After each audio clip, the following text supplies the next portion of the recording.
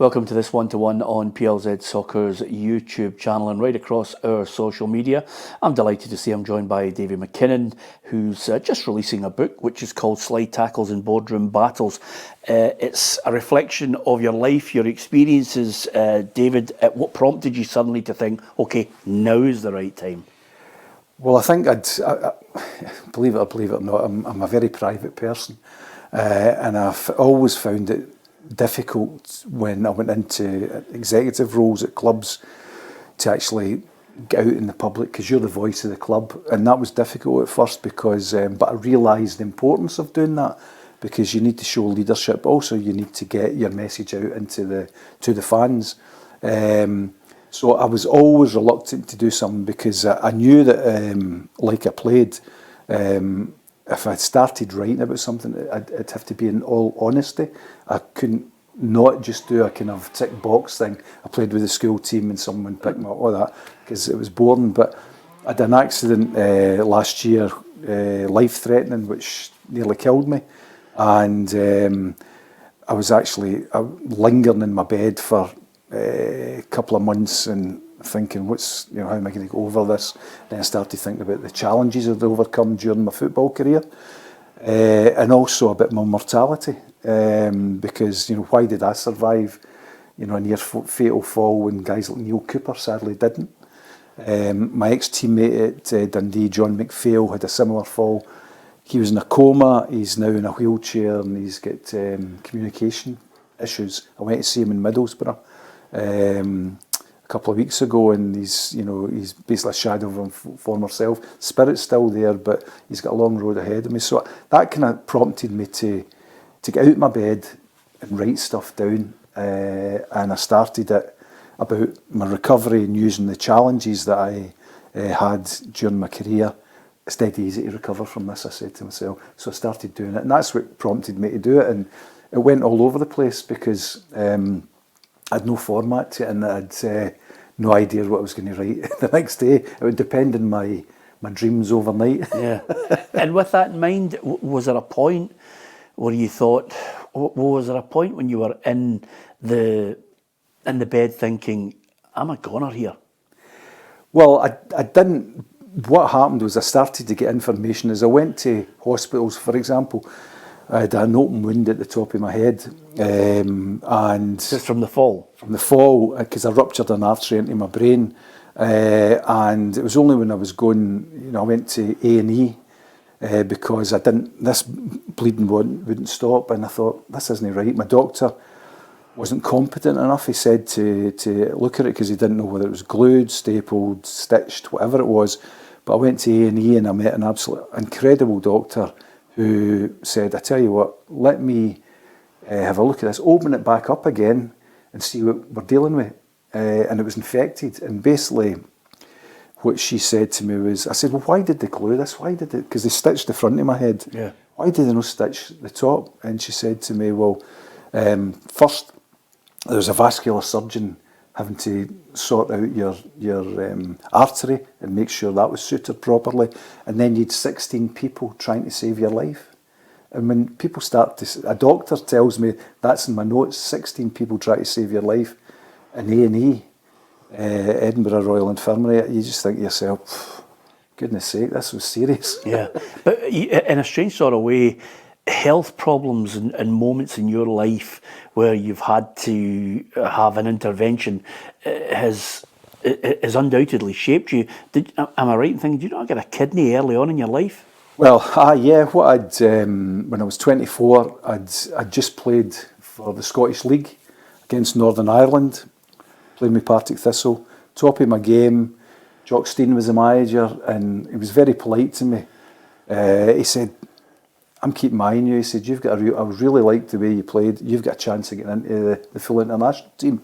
Now, Danny McGrain, Sandy Jardine, John Brownlee, George Burley, Ray Stewart were all right backs. So I knew he was just being polite, because, to get into that Scotland team at that time, for a lot of players playing in the domestic league, was very, very difficult, because there was a huge talent of players around in those years. But I thought, right, thank you very much.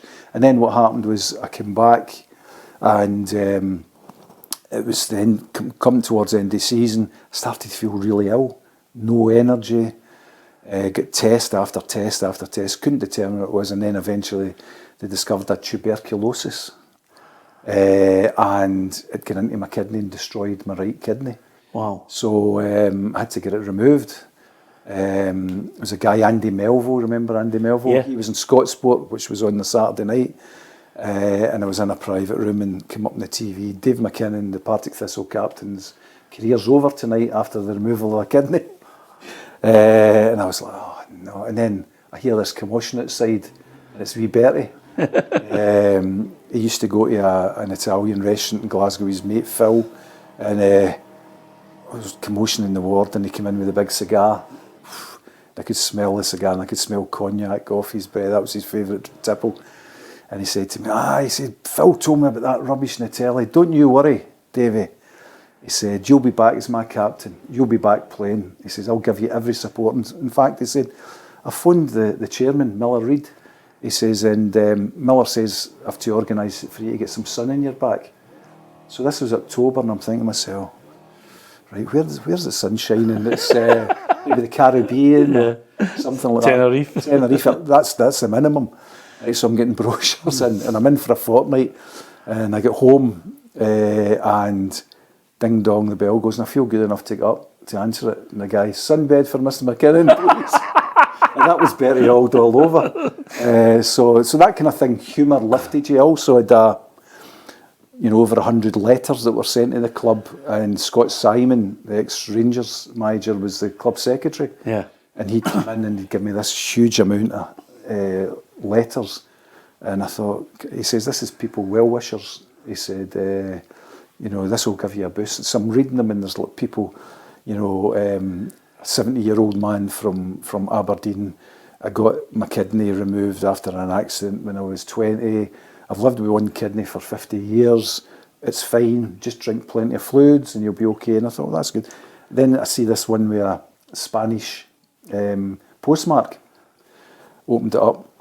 There's a letter written in Spanish and a typed transcript in English from Santillana, the great Real Madrid centre forward. Oh yeah, I remember him. And he actually had his... he hadn't had a kidney removed, but what had happened is when he was, I think, late teens, he was playing for Real Madrid, and he got banged in the kidney area, and they did a scan, and he only had one kidney, and they'd said to him, you can't survive with just one kidney, you'll need to retire.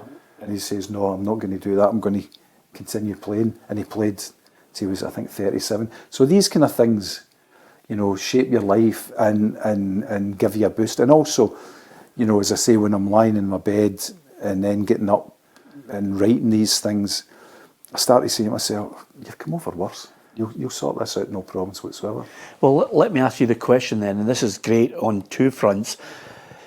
As you've had these experiences on and off the pitch, and you put everything in writing, for the benefit of the generation now who sometimes maybe not persevere with Davie McKinnon's book, what's the best advice you as a former professional footballer have learned over the years that you would pass on to someone? And then secondary to that, what's the best personal advice you can give to people as you've been on that journey? Because somewhere in the back of that I see backbone, but I see support, I see a bit of your DNA that says, I'm not giving up, I'm going to go on. Well, I think, taking the part about maybe advice to footballers, I'm actually speaking to two footballers at the moment who are going through an injury problem, a long-term injury problem, and I'm giving them encouragement because I'm talking about, these are dark days for you, you're on your own. One of them, his club's just discarded him to go on with himself, which is ridiculous, to be honest, but that happens in football, unfortunately. And I'm saying, you'll get back to where you are. You can through this stage and think positive all the time, because when you start playing again, this period will disappear into the past, and you'll be concentrating, and it'll make you a better player. Because one of the things I did was if I get back from this, I'm going to play each game as if it's my last, because one day I was going to be right. Yeah. So I've got this young player into a mindset of that, and he's basically, I've spoken to a manager I know to get him in to actually get back into football and play. So that's very good. Another one with an injury as well was his head was kind of down, and he's gone back and he's playing with a team now. It's not at the level that he should be playing at, but I've said to him, get playing, get your confidence back, getting your enthusiasm back, and prove to everyone that you can play at a high level. So that's happened. So that's what I'm doing, and that's very informally, just simply with players that I know. Yeah, I've contacted them. In a strange way, the one great thing about your career, when I look back over it, and it's a valuable lesson that I think you have, talking to an individual player about coming back from an injury is one aspect of it. But the second aspect of it that I think is unbelievably invaluable, that I think if some young players ever wanted to pick up the phone or contact you, is the fact that sometimes you have to realise you have to take a step back the way to go a couple forward. And I'm talking about the fact that, your head must have been, swirling, thinking, I'm going to play for Arsenal. I'm in a team down south, and I could be playing alongside some of the Arsenal greats.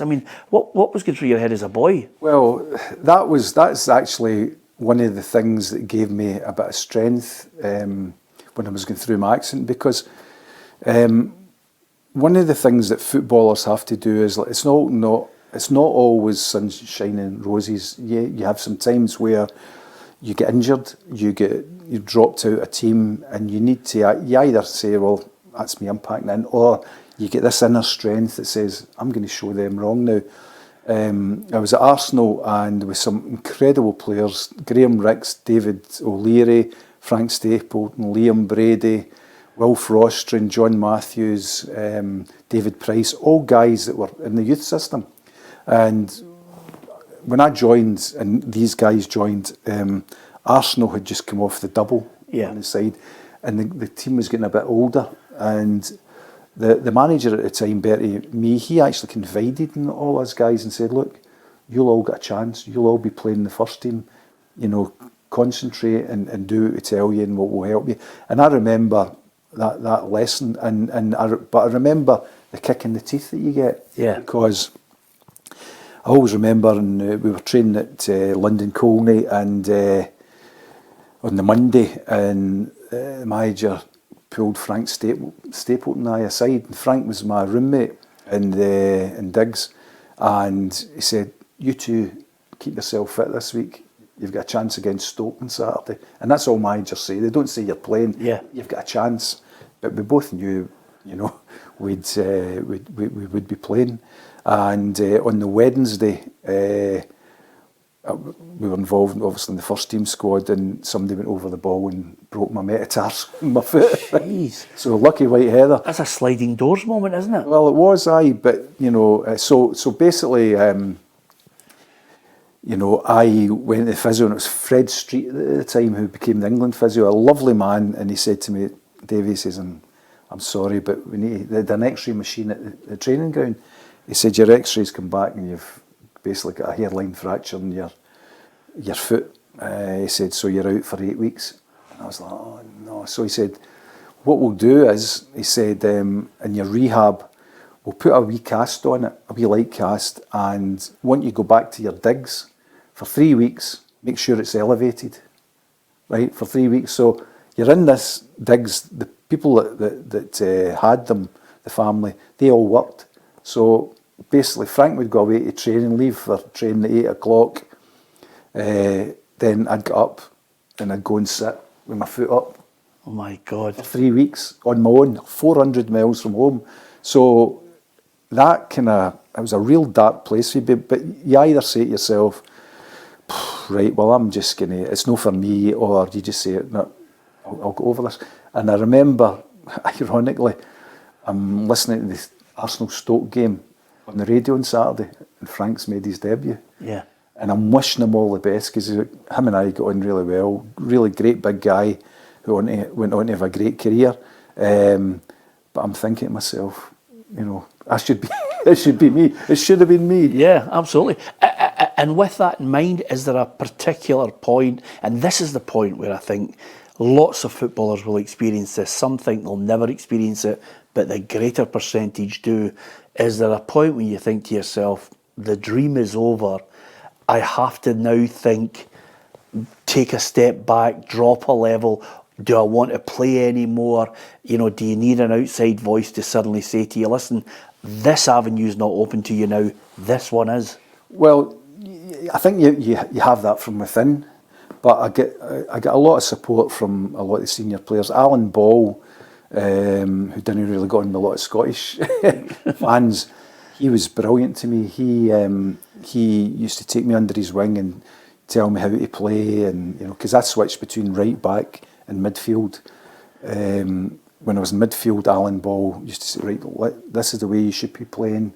He had a great thing about perpetual motion that, from the start of the game to the end of the game, you had to make people aware of you. He said, so what I want you to do is from the start of the game, go and make a tackle, make a header, have a shot at goal, do something that people say they take notice. Yeah. He said, and do that at the end of the game.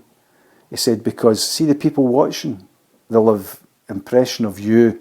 By the way, see at the start of the game, he was in and he was doing this. And then at the final 15, 20 minutes of the game, do the same, he says, because they'll say, that's the memory they've got. So he gave me a great help. Pat Rice, when I was doing the right back thing, told me how to play as a defender. Yeah.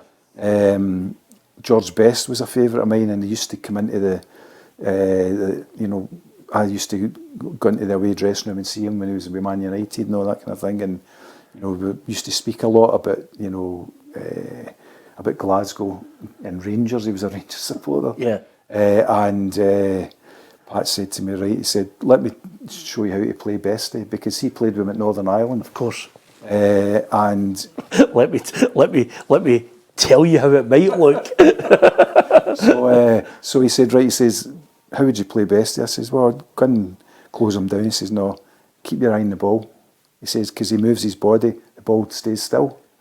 So that's it. So we used to practice that in practice. And that's me coming out into rehab. Yeah. Towards 80 weeks. So I got the support of that. So that lifted me. And so it was that inner desire, but also the help of others that understood. They'd been through that themselves. Alan Ball had broken his leg, I think the year before. So they all knew what it was like. And it takes sometimes a senior professional, and I don't think it happens enough these days, senior professionals to say, I know what that young guy's going through. I'm going to help him. Yeah. And it's invaluable.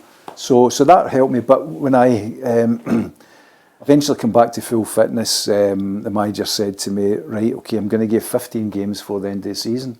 I went, oh, that's great. So it came, I was watching the games, and then it came to 14. I was saying, I went to see him. I said, what's happened? He said, Arsenal were third bottom in the league. They weren't performing. And he said to me, I can't put you in just now. He said, because I need experience that'll pull us out. Yeah. Right, okay. He says, but you'll play next year. And I went, oh, right. So that kind of got me down a wee bit. And then I went, he said, Dundee want you to go on loan. So I got up to Dundee on loan. Manager was Davie White in those days. Davie said to me, right, okay, we want you to sign for us. He said, I said, well, I'm under contract at Arsenal. He said, listen, I'm sure you can persuade them. So 20 years of age, with, my Arsenal career ahead of me, and I decided to go back down to Arsenal and tell the manager that I wanted first team football, and if he couldn't guarantee me first team football, then I was off. How stupid was that? Yeah. And that took me a long time to go over. Did you tell your family that was in your mind at that time? Because I always think sometimes when you're young, you're impetuous, you're strong-willed, but then sometimes it needs a wee bit of experience, a calming influence.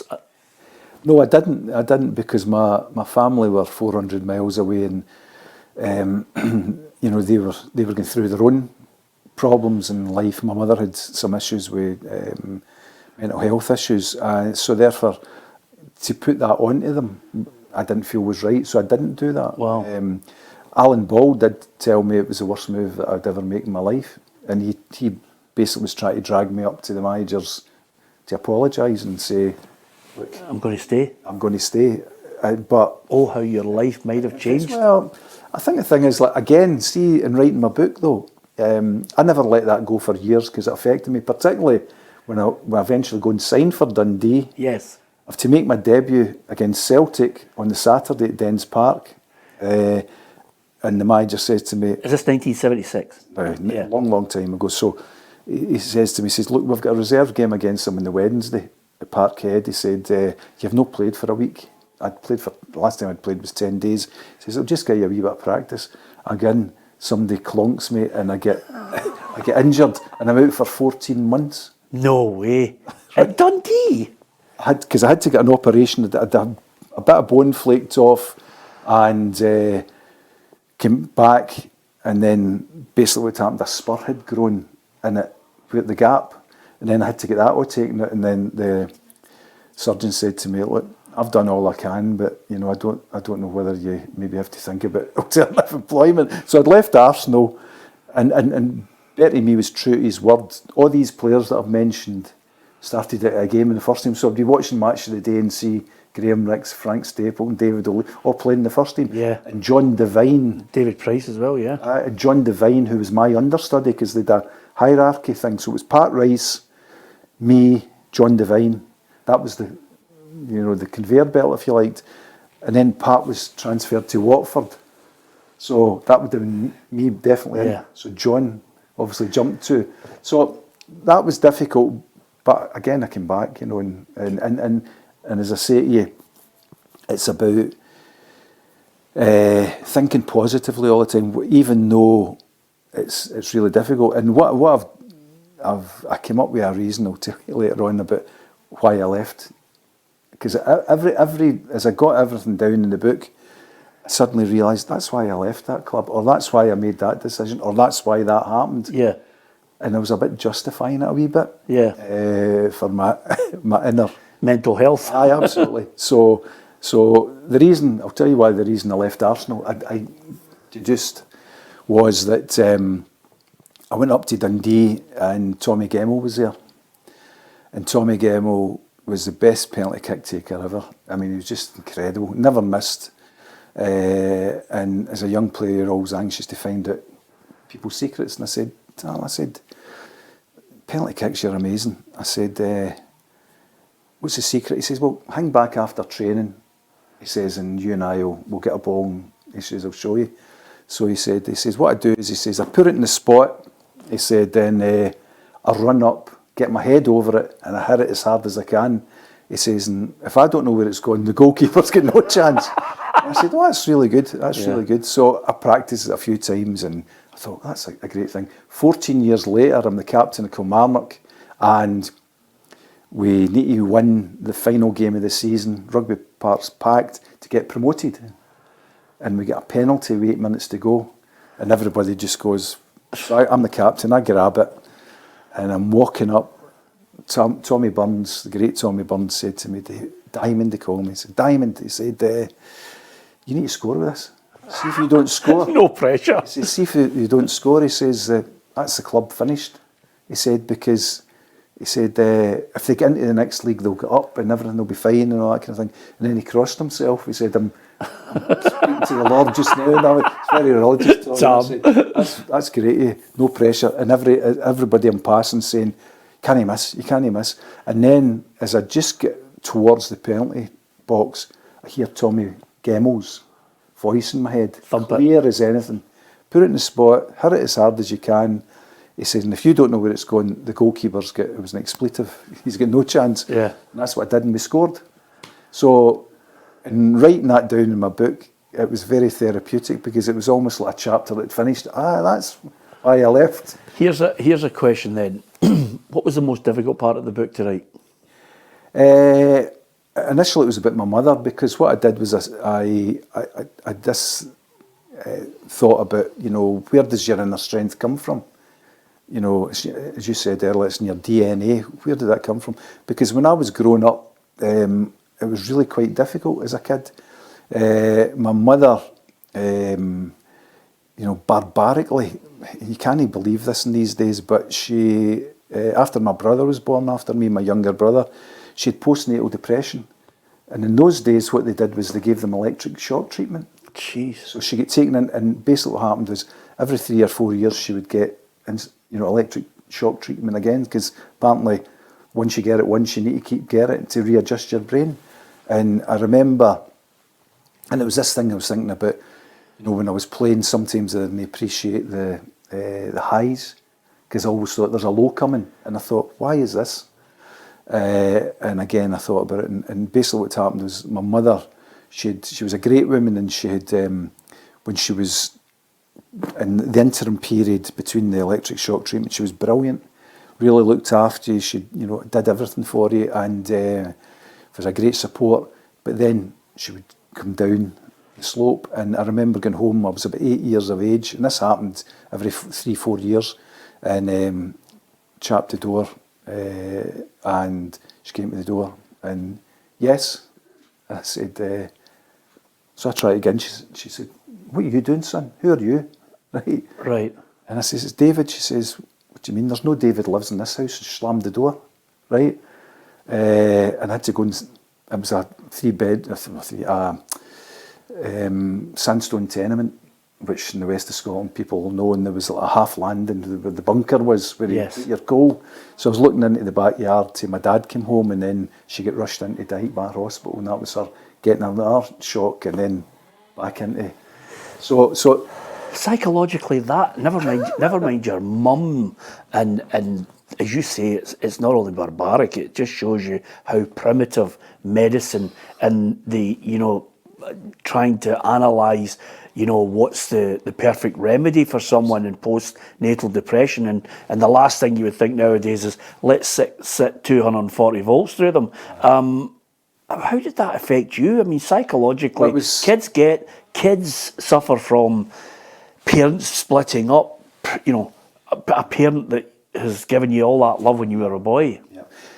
It was really difficult, but as I say, it affected me a lot during my football career, because what it was, as I say, when things were great, everything, it was a positive, and then when my mother started going downhill, it became like you knew what was coming, because you'd experienced it so many times, and it was like dropping off a cliff, and you just you knew, and you went through 3-4 weeks of this woman that didn't know you and was very abusive towards you. Wow. And it was a low, so it was a high then a low, and that happened a lot in my football career. When things were going well, I thought, I'm just waiting for this cliff to come. Did it affect your professional life as well?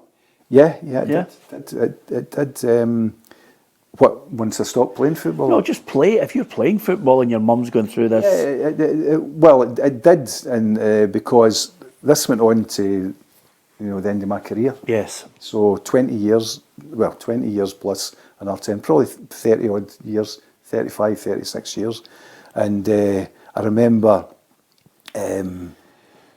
she was going through this again, and my dad, was trying like mad because he'd been through it, and it was very difficult with him. And I said, "Well, come and stay at our house." Yeah. And I was playing for a team at that stage, and she was coming through at 3 a.m.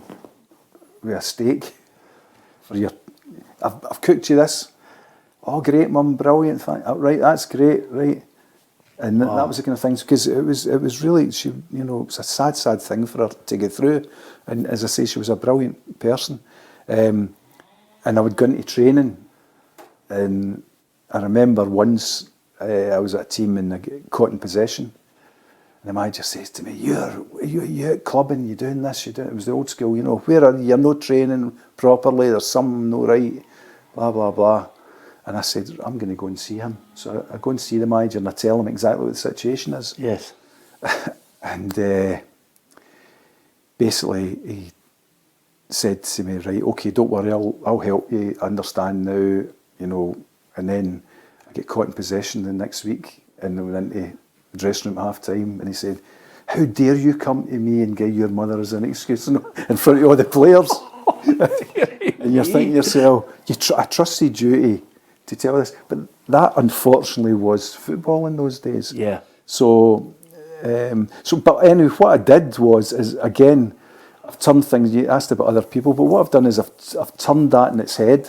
Yes. And what I've said is, like, see, for every low time that you get to, there's a positive coming. Yeah. So just work your way through the low time, think positive, and it'll be there. And that's what I've done with my rehab, with my injury, and then there's been a heart thing discovered as well.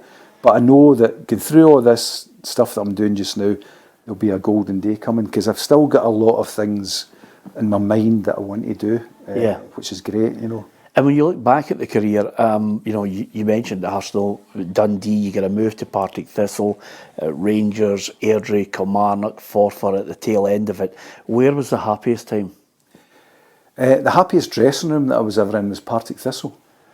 And Big Ruffy will tell you. Yeah. It was. Is that because they were all mental, Davie? Yes. It was absolutely outrageous.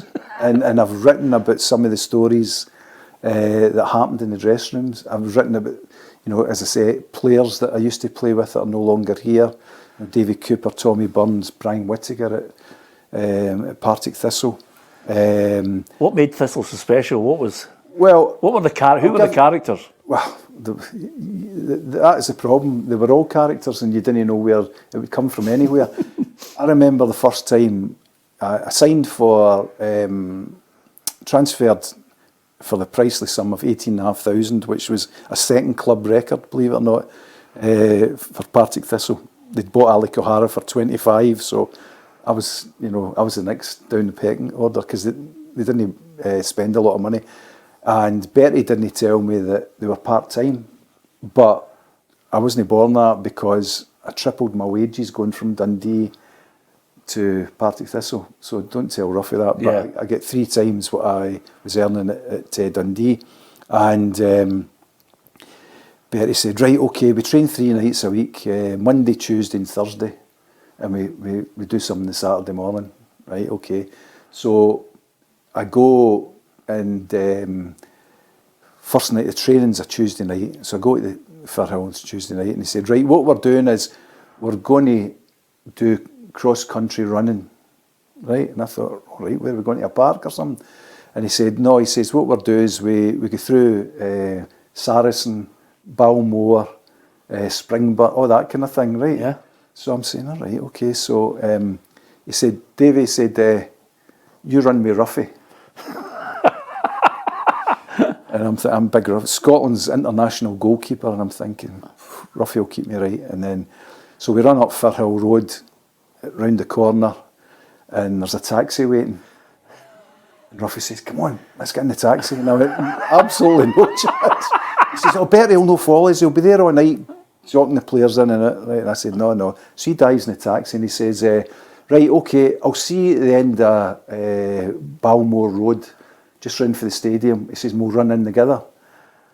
I said, right, so I'm running down these streets, you know, pitch black, and, you know, wondering where you are, and get to the end, and then about, 200 yards away, I see the taxi, and Ruffy obviously sees me coming, jumps out and starts running. So he's 200 yards away.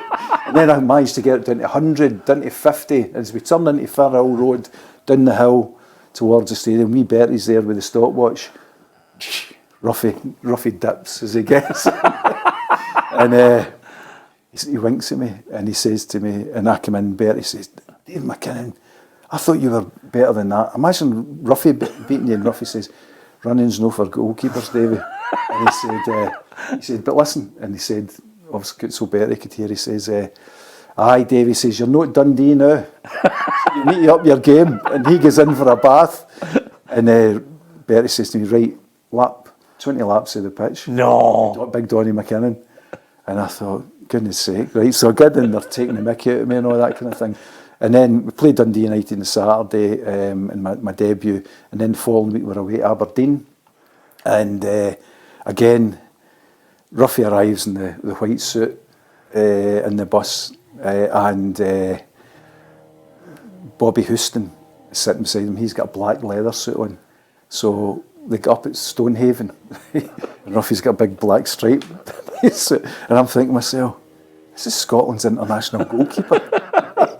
And so Ruffy's like, oh no, look at that. I just bought it for Slater's yesterday, all this kind of stuff.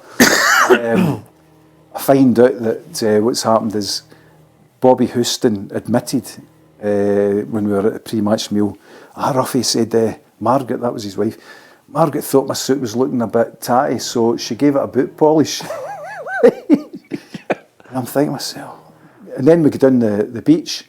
Brian Whittaker throws a bracelet in and says, right, Ruffy, see if you, I'll give you a tenner if you can jump and get that before the tide comes back in. Yeah. So Ruffy's got this white suit on with this black stripe down it. He jumps in and Brian's dug a hole and he goes in up to his knees. And this is before a big game against Aberdeen. Yeah. And I've never experienced anything like this in my life. Wee Bertie comes, oh no, Ruffy, look at you, right.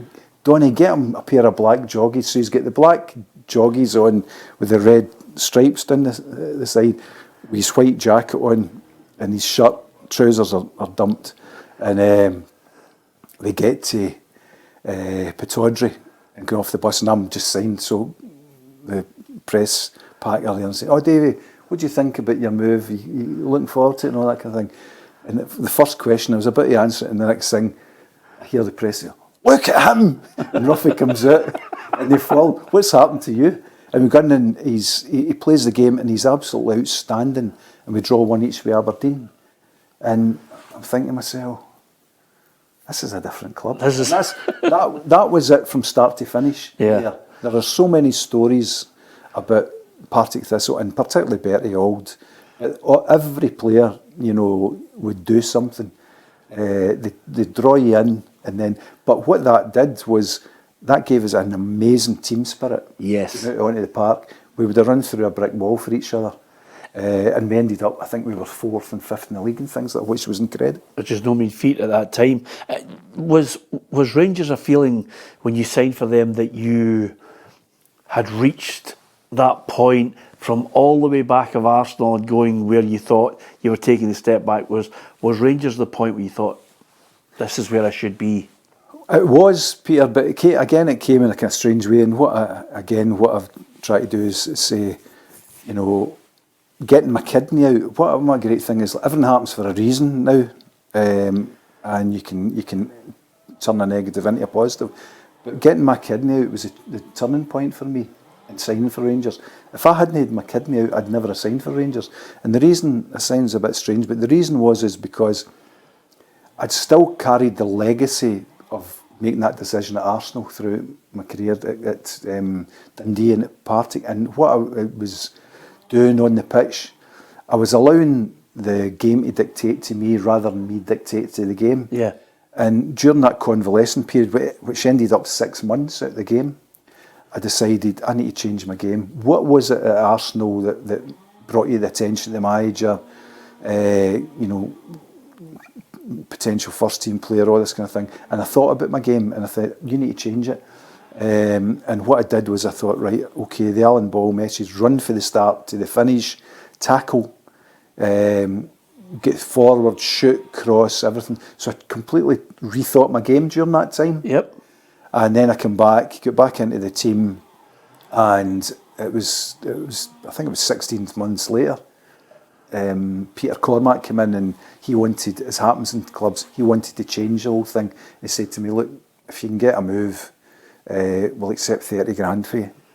So I said, right. So the newspapers, it was like the Jim Blairs of this. Yes. Jim was very, very helpful for me, and he put a big thing in. Partick Thistle have agreed that if they get £30,000 for Dave McKinnon, he can move on. And I actually got a call from Howard Kendall. He was basically just getting into Everton, and I remember him saying to me, Davie says, we're starting something here at Everton. We want you to be part of it. I said, right, great. And then I get Davie Proven, the assistant manager of Rangers, arrived in my house and said, the manager wants to see you up at Ibrox. I thought, right, so I got up and basically through a lot of negotiation and a lot of man management by John Gregg, I signed for Rangers, but my dad said to me, I'd phoned my dad. I says, look, Everton are interested. I says, but Rangers have just asked me to go up. He said, right. He said, and? I said, well, you know, Howard Kendall says they're building some. And my dad said to me, Davie, he said, if you don't sign for Rangers and if you sign for Everton, you and I are finished, son. So it was a no-brainer. And it was, but to be honest, it was the best move I made, because you're right, I was back and I was playing with really good players, because the Rangers team at that time had some incredible players in it, and it was an honour to play for them, and I really enjoyed it. We've done the stats for the book, and I couldn't believe it, but I played 177 first team games for Rangers, which is a big thing. You know? Yeah, absolutely. So that was great. And with that in mind, what was your favourite game when you were at Rangers? Probably the best game I ever played was against Borussia Dortmund at Ibrox. And because, again, it was my first game in Europe. And in those days, and I've watched Rangers and sometimes Celtic, but to a lesser extent, but in those days, what you had to do was, the manager said to you, because the fans expected it, you had to go out from the first minute and play in their half, put them in the back foot. Yes. And that's what we did. And I was forward and forward and forward, tackling, getting stuck in, putting crosses in and everything. And I played great because I had brilliant players to play the ball to. Yeah. Because when I went to Rangers, John Gregg had said, right, we'll roll it out for the back, to the full-back. So it was me on one side, Ali Dawson on the other side on the left. And you'd roll it up and you'd look out and you had Davie Cooper coming short. You had Bobby Russell inside him. You looked inside and you had Jim Bett and Robert Pritz. You looked along the back line, you had John McClelland, who was very comfortable in the ball, and Craig Patterson. And then if they were all marked, which they weren't, they always created space, you could play it into the channel for Big DJ, Big Derek Johnson, yes, who was supported by John McDonald. And it was the easiest thing in the world for me to play in that team. Davie, I now know why you get 177 games. Anybody who gives the ball to Cooper or Bobby Russell, I mean, come on. I mean, it's fantastic. Did you just play 10-yard passes all the time? That was it. Play it, get it back, play it into the next one, get it back, get forward, play it into the box and get back. Brilliant. And then if the winger came, tackled him.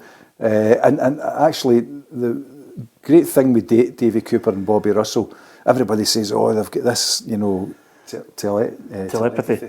But they worked on it, because I remember we played Aberdeen up at Aberdeen, and we beat them 2-1. And to be honest, it should have been 4-5-1. We were really outclassed them, and that was the great Aberdeen side. And I had a hand in 2 goals. I won a corner by tackling somebody for the first one. Coop sent it across, Derek Johnson scored, and then the second one, I saw Davie Cooper and Bobby Russell playing as they did in that right hand side, you know, just interpassing. Coop would do a reverse pass into Russell, then he'd make himself available. So the two of them had the ball for maybe, I don't know, a couple of minutes, and I thought, I want a part of that. So I go forward, and eventually Bobby Russell plays me into the dead ball line. I knew Robert Pritz would always be at the back post, even though he was a small guy. He always liked to come in the back post. So I flew it to the back post. He headers. It's a goal. Yeah. Right? So we get in the Monday, and Coop, with his dry sense of humour, after training, said to me, "You stay back with Bobby and I." I was like, "All right." And he said, "Right." So he says, "Just watch this." He says, "You get lucky on Saturday." He said, "But this is how we do it." And the two of them, for 20 odd minutes, just interpass, Coop coming inside, the reverse passing it, Bobby getting it, doing a wee feint, and then playing Coop back in, one in, and this is where we want you to go. And we actually started to have a relationship, and I thought, great. So they practiced it, and I'll tell you a story about this. Is the fact is, I thought, right, okay, I'm going to practice with somebody else as well. So I would practice with him, but Robert Pritz and I were very close, and he was an incredible player, because he went on to have an unbelievable... He was also a brilliant lad. Oh, he's brilliant. So I said to him, Pritzy, I said, let's think about, we're playing Celtic on Saturday, let's think about something. He says, right, he said, if we get a free kick, he said, I'll play it early into the towards the line. You just get it in. I said, right, okay. So we practiced and practiced and practiced that, and then McCoy had just signed. He played a couple of games, and it was his first Celtic game. And I said to Coisty in the dressing room, I said, see if I get to the dead ball line, where do you want the ball? And he said to me, he says, corner of the 6-yard box. If you play it there, I'll score. Right? 27 seconds goes. Roy Aitken thumped Sandy Clark. Robert Pritz gets the ball. I'm already starting running. Pritzy plays it in. I play it to the corner of the 6-yard box. McCoy scores. His first Old Firm game, but the fastest ever. Yeah. In 27 seconds. So that was a practice. I said to Coisty, just think if we practiced. I know. I actually remember that game. I think that was at Celtic Park and Rangers won 2-1 or 3-1. I can't remember. Sandy Clark was playing up front alongside him. You know, you mentioned Kilmarnock, obviously Rangers, and your playing career. The book, I think, for people who want inspiration, is a great read, and I don't want to kind of preempt every morsel of it. But slide tackles and boardroom battles hints at another part of your career, which, you know, to finish, I think, is a great insight into how does a player who has played with so many players and you know, in many ways, you're playing as part of a team, and then you go into a boardroom where I have to say, David, it's a different kettle of fish. Teamwork is not at the forefront. I think I had a business career, because when I stopped playing, you know, I worked for tenants for 12 years, and then I had my own pub company, which I sold after 3 years. So I knew business, and I knew how to operate in business. And Kilmarnock brought me in, and Sir John Orr, strict disciplinarian, was the chairman, ex-head of Strathclyde Police, and Jamie Moffat was the owner, and they had 3 or 4 other directors. And I remember a classic, this is why I think that ex-footballers that understand business should be in boardrooms, because you really think at things from a different perspective, from a non-football guy. And I was at Kilmarnock, and Jim Jeffries and Billy Brown were just magnificent, because we had to take, when I went in, my first task had to go and see the bank with Jamie Moffat, and the bank said, you need to take £1 million off your wage bill. Right, so I spoke to Jim about it, and he said, well, if that's what it is, it is. So I worked with him on that, and I got to know him really well. Brilliant guy. And so in that transition period, they lost 2 games against teams they should have beaten, lower teams. And so I'm at the board meeting, and one of the directors says, it was just at the start of social media. Oh, I've been looking at social media. All the fans want rid of Jim. So I think we should get rid of him. And you know, Terry Butcher's at Motherwell, he's doing well. Davie, I think you should go and approach him. And I just never said that. I just thought, that's not going to happen. So Jamie Moffat said, we get Dave McKinnon in for his business experience, but also his football experience. Yes. You're the football guy. We've never played the game. So you tell us what we should do. I said, well, we've got 15 injuries at the moment. I've spoken to the physio, and we'll have 10 of them back for the forthcoming games. I said, Jim's had to take £1 million off his budget. He's got, habitually it's in the top 6. I said, he works incredibly hard. He's the best manager we could have at this time. So if you're asking me for my opinion, it's the biggest mistake we'll ever make. So I would say, don't even contemplate it. And Jamie, his credit, said, you're the football guy. That's what we pay you for. He said, that's right. And Jim and I got a wee inkling of it, and we chatted about it. So Jim came in, and it was like as if I'd written his script and he'd written my script. Because they said, Jim, how's it going? He says, he said, we've lost 2 games we shouldn't have been beaten in, but that's because of our injuries. But we've got 10 players back, so I can see us then getting back up the league again, into the top 6 now. And right, great, Jim, thanks very much. So he goes out the room, and one of the directors says, hey, Davie, you just tell him if he doesn't win his next 2 games, he's out the door. And I said, outrageous. So, I spoke to Jim about it after, and we just kind of laughed about it because, And he won his 2 games. Oh, of course he won his. I think he won his next half a dozen games, you know. But the same was at Dundee, you know.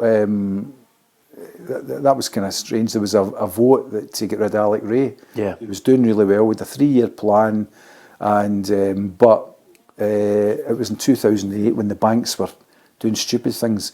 There was still a £7 million debt at Dundee. Yeah. And basically the bank said, well, if you pay us £500,000 for part of that debt, we'll write it off. Right? Because this is what's happening, as you know, you've probably been through that.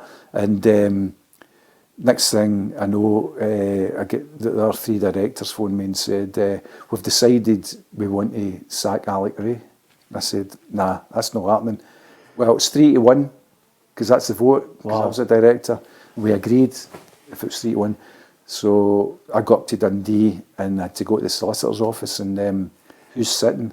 But John Bennett, the director at Dundee United. So he'd bought the stadium for 500,000, and John gave me an email and he said, there you go. He said, I want the manager replaced. He says, I'm bringing in Gordon Chisholm.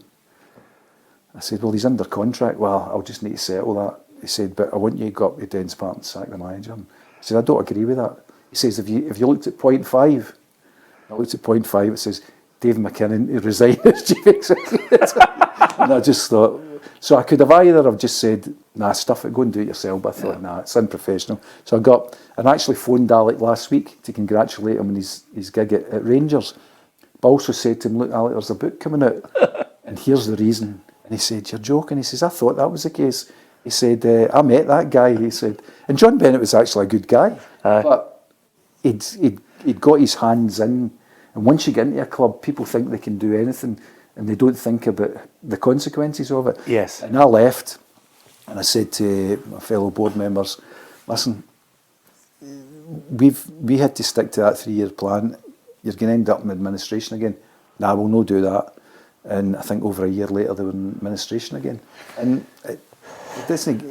sometimes decisions are made by people that don't know the game. Yeah, and that's absolutely. Unfortunately the case. I think everybody who hears that line from you will, obviously, certainly people who do know the game and have played the game and have managed in the game will totally understand. Just before we go, David, it would be remiss of me not to ask, in a playing sense, can you come up with the top 5 players that you absolutely love playing with that were a joy?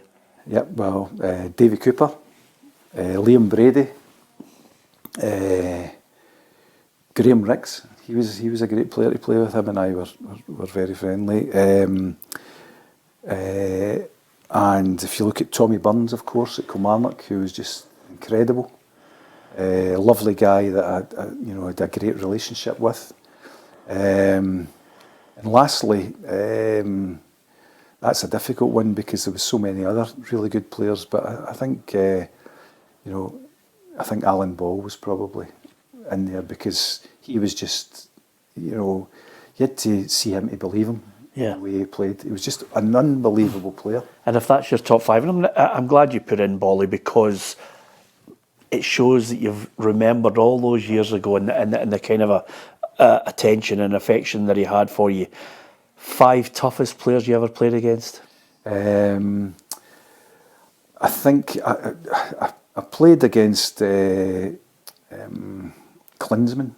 Rangers played them in a friendly in Canada, of all places, and he was just, you knew, I think he was only 19 or something like that, but you knew straight away he was a player. Karl-Heinz Rummenigge was just sensational. A guy that was like as broad as he was as tall, and just used to brush you off the ball and things like that. So that was 2. And actually, I played against Liam Brady when Rangers beat Inter Milan 3-1. He was quite a difficult opponent, but I can honestly say he told me after the game, he said, I didn't get a kick of the ball. He said, you played me well. I said, no, it's very kind of you. And I played against Cruyff once, and it was a strange thing. It was at Arsenal and there was Barcelona. They were playing George Armstrong's testimonial, but they strangely arrived early and came training, and basically we did a lot of Bounce game. Bounce game against them, and that was Wow. against Cruyff. And Right, I'm taking Cruyff. That's 4 good ones. that's no bad. Who's the 5th one to get? Apart for yourself. It's a difficult. I've never really thought about that, but there's a lot of really good. Peter Weir at Aberdeen was probably. Yeah. He was my nemesis at stages because when I was at played against him when I was at Dundee and and Partick Thistle, and he always knew that he would do you. Yeah. But then when we beat Aberdeen up at Aberdeen, he came on after about maybe 15 minutes, and I knew he's heart of a lion, and you couldn't really intimidate him in any way. But if you spoke to him and closed him down, he would have a glance before he'd play the game naturally, but he'd a glance, play the ball inside. So I talked him out his game and actually tackled him out his game, and he didn't do well that day. And he said, the gracious thing to say to me, he said, you got me that time. Got me that time. I said, well, it's the first of many. I've hardly any. But I was coming off the park, and the other Rangers supporters with the beach end in those days filled the whole thing, and they were all cheering him because it's the first time Rangers had beaten Aberdeen since the inception of the Premier League. Yeah. Since 1975, and they were ecstatic as we were. And then I'm getting out, the corner entrance to the tunnel, and I hear this shouting, swearing. And I look, and there's Alec Ferguson coming along the track and pointing at me, and I'm like, oh no, he's going to hook me. And then I see John Gregg just coming in and diverting him. Gliding him out the way. Aye. And I went in, he said, get in the dressing room. Get in the dressing room. So I don't know what he would have done. Yeah, absolutely. Listen, it's been an absolute joy. It's well worthy of your consideration because there's, if not inspiration, there's certainly a great insight into Davie McKinnon as a player, chief executive, and if you want inspiration on how to bounce back from adversity and, of course, all the traumas and the health, then this is your man. The book is called Slide Tackles and Boardroom Battles. If you get a chance, you can get it, as they say, from all good bookstores. And you'll see the link across all our social media, not only to the book, but how you can enjoy this interview and sections of it as well. To Davie McKinnon, I wish you the very best with it. And from us on this one-to-one, thanks for watching.